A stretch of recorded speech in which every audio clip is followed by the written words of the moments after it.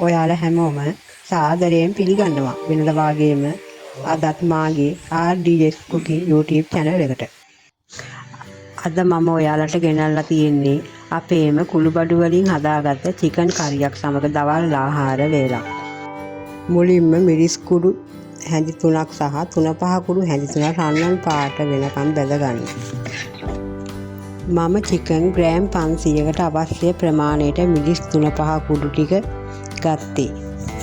බැදගත් මිශ්‍රණය chicken එකට දමා ලුණු කුඩු ගම්මිරිස් කුඩු දමා හොඳට කලවම් කරගන්නවා.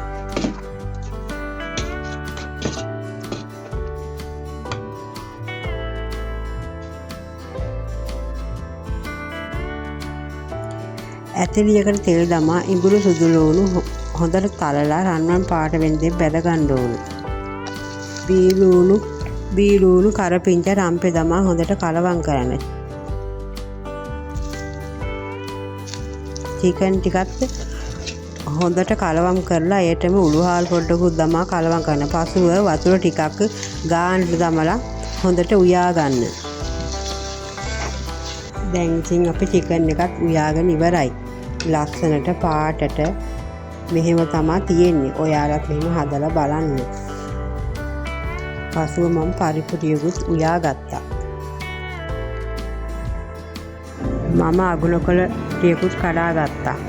අගුණකොළ මැල්ලුම මලව ගත්තා. අපේ ගෙදර අය අගුණකොළ සම්බෝල කන්න කැමති නැහැ. ඒ නිසා මැල්ලුමක් හදාගත්තා.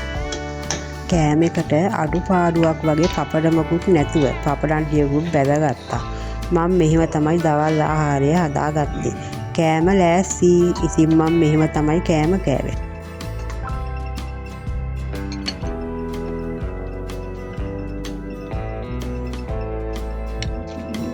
හරිම රසයි. ඉතින් මාගේ වීඩියෝ බලන ඔයාලට ගොඩාක් ස්තුතියි.